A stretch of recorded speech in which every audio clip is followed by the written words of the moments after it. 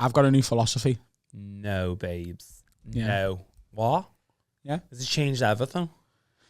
No, but it's changed something. You have been more spiritual recently. I've decided I've got a new rule for how I make every decision in life. Oh. Do you want to know what it is?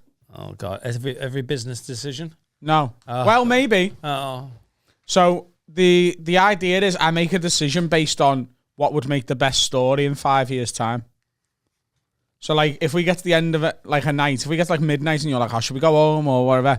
And I'm like, well, we could go for one more drink. And then we'd always go for one more drink because the answer is you'd rather go for the story that's going to be better in 5 years' time. Like, no one's going to remember the night we went home at 12 o'clock, but we might remember the night we went for one more drink and then ended up out with Hulk Hogan and one of the Chuckle Brothers. What if you get stabbed, though, when you go out? What? What happens if you get stabbed? That is another story, though. As long as you survive the stabbing. Yeah. It's still a better story. It's still a story for the people that survived the stabbing and Adam's dead. You're like, do you remember 5 years ago when Adam got stabbed? God, should have got that fucking Uber. Yeah. So you're basically saying your new philosophy is at any fork in the road, you take the stupid road of like... No, the more interesting road. Right. So that's always staying out. Yeah, I'd rather be on an A road with that bends than a fucking motorway. Cool. But you realise that every decision will be... and with alcoholism in the family... well, yeah. That was his mom. If a guy goes, do you want to suck my dick? You're going to be like, what? It's going to make a hell of a story in 5 years' time. I don't think that would make a great story. It would. So 5 years' time, Adam's doing a tour show. Oh, there was this one time and a guy went, do you want to suck my dick? And I went, nah, mate, I'm going home. Shit story. When you chow down like a fucking champ, I'm honestly a big finish. Okay, I'm not going to lie. It appears there's at least one flaw in me. But not all philosophy is robust. What have you been eating today, you? And a bacon butty. With mescaline in. Right. Well, I'm into it. I think it's interesting. And with that in mind... Hello. Hello. This is where we're actually going. So last week, I was on... 6 days ago, I was on tour in Leeds. Right? And as you know, I've got really into me country music over the past year or so. I know. I tell you what, if there's ever a country musical, I'll murder you. That's how that's going to go down. And then Carl, your best friend, will... No, have a weird country musical? I'm out. We've already got a guitar. Do you want to start a podcast, Carl? Yeah. Sell my share. I'm gone. I'm out. Nice. I'm out. I'm like David Maiden. We'll be in studio too. Done. Adam, like, I remember when I was sucking on a dick 5 years ago. I remember. It was such a big old dick. And I thought, well, we'll make an interesting story.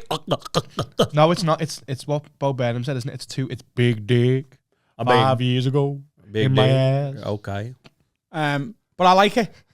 There's a one particular country artist I've really got into called Luke Combs, and I'm actually going to fly to Canada to see him in November. What are you laughing at? My life is on your own. No, I'm going to take hijack. Oh yeah, lad. I'm sorry. Go on. What has this podcast done? Why? 2 lads from Dovey going to Canada to watch a fucking country and western artist. It's not. It's not almost country and western. He's not a movie star. It's country music. Country and western's the film. All right. Oh, Adam, you fucking prick. I'm so sorry. You're right. It is different. Wow. So country music, taking your jack. No, country and western's music. No. Yeah, but that's just country music. See, if you were involved Just in the industry, you'd know the apologise. lingo. Just apologise. No. You No. horrible country musical red. Y'all are fucking red. I was just a boy from Dovecote, took my brother on a plane. I met a man in Canada and sucked him off the same. He jizzed into my mouth. I said, that's fucking all right, lid. Go on. One more. Now I'm out of any words because I've fucked up the ad lib. You know what? Yeah, I'll give you that. All right. 4 stars. Oh, cheers, lad. Cheers, lad. So here's what happened, right? Thomas Green come and met us here on Thursday last week. We recorded with Paddy the Baddy. And then Thomas, as anyone who's seen last week's episode will know, I was still drunk from the night before. Yeah. I drove us halfway to Leeds and then had to pull into a service station and give Thomas my keys because I realised I was going to kill us. You were I thought you were driving. No. It was my birthday, Dan. Oh, of course it was. I wasn't fucking... Oh, last week, there was 3 things going on. There's one where you're like, oh, it's really funny when he's sort of still pissed from the night before. And then it teetered on to, it's kind of annoying when he's pissed on the night before. And then there was also, oh, I hope he's all right. I did the full range of like, this is usually great. Wow, he's really like... And I can tell you really respect Paddy. And at the break, like in the first section, you came back and I can tell you'd had to have a word with yourself. Like, right, here we go.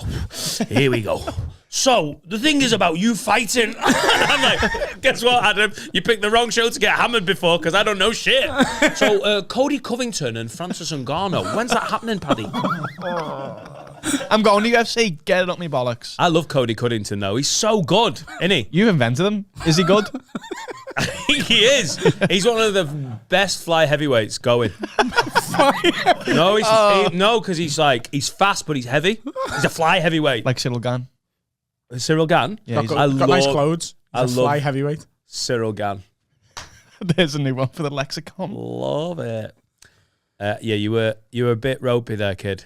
Yeah, so I got halfway to Leeds and realised that I was definitely going to crash the car if I carried on.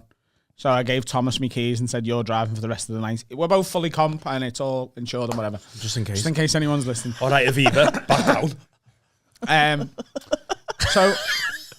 So Tom, when my rule in my car is it's my car, I'm putting the fucking music on. So Thomas likes death metal, but that's not fucking happening. You know what I mean? Does he? Oh, he's a metal guy. Absolutely not happening. So and country music's great for a hangover because it's really soft, right? So I have my country music on. Anyway, right, park that idea for a minute.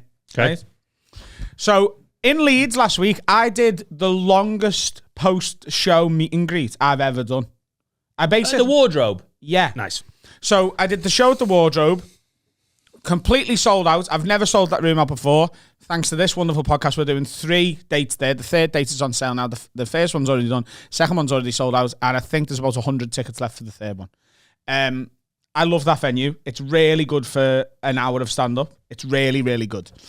Get to see my old pal Toby Jones. Yep.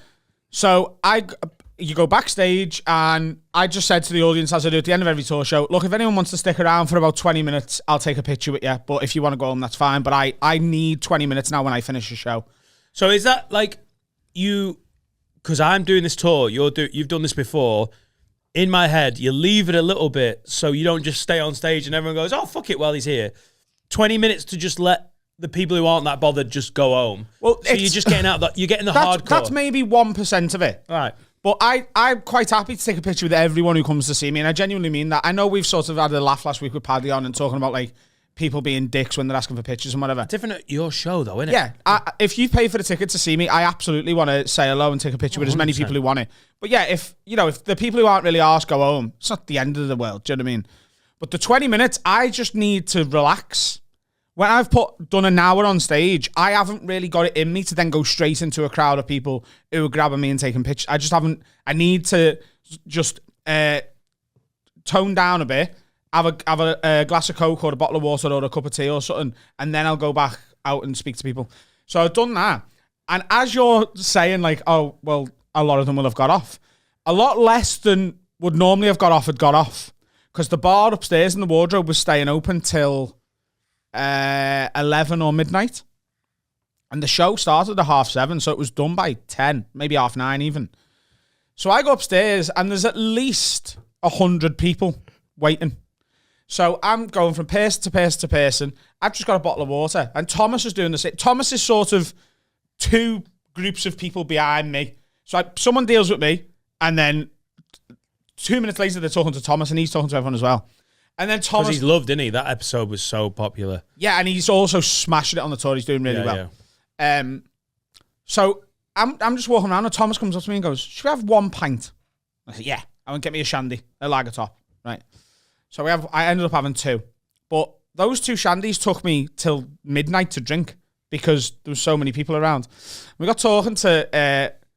this girl comes over, and she's there with her fella.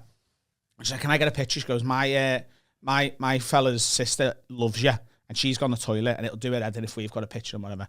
And then the sister comes over, and we got talking. And The brother and his missus were definitely trying to pimp his sister out to fuck me and get me to fuck her. That was happening. There was no subtlety to it. It was like, fuck each other. It was, but I was like, I got to take Thomas back to Liverpool. But I stayed with them all night. They were really funny. They're all actually coming again to see me in London as well. Nice. Because one of them lives down there. But we were having a really good laugh. They were nice people. So then the lights go on. I didn't realise, but it took so long that, like, last orders is done and they're closing the bar. And we go outside. And the girl had been sort of, that they were trying to push me towards. She's dead sound. Name's Gemma.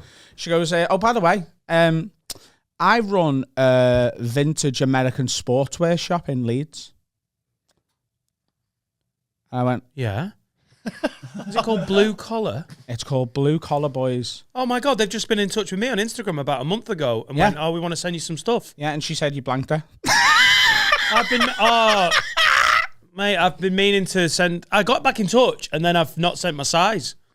Large. So, Raiders, Browns, Saints, Pittsburgh Steelers. So the reason I brought up the country music thing before Dolphins is for me. Blue Collar Boys is one of my favourite Luke Combs songs. Well, no, I know. And it is named after it. Well. You love it, don't you? But listen to this. Full circle. I know you don't believe in like angels and spirits, but the last song that was playing as we arrived at the place was Blue Collar Boys. Which is impossible because he never listens to it. I know he does. He listens to it all the time. I think it's Anne Rowe looking down, going, God, Anne, my Adam loves, second-hand American sportswear and this song. But then the girl who runs the shop goes, if you're ever back in Leeds, come to the shop. Or I could just let you in now and you can have first dibs on all the new stuff we've got in. Shut the fuck up. I'll be playing Leeds on October the 6th and October the 20th and no. Oh, you fuck it. Sexy then. Michigan State. Oh my God. You fucking rat. It says Michigan if you look at it from here. Michigan. Oh, what we doing? Oh, no. Hey! Carl. Oh, Jesus. Oh, fucking nice. So I followed them on Instagram and then never got back to her. It is. So I took loads of pictures there. Honestly, it's like a porn store. There's so much good stuff. I could have spent so much money in there. I got this, I got you that. I tried to get some Dolphins thing for him. I tried to get a Vikings thing for him. I tried to get something else for Steve. But I was like, do you know what? We need to just go back and pick stuff. When? Today? Yeah. Oh, Carl, we're doing podcast. Oh, yeah. Fuck's sake, we're always doing that.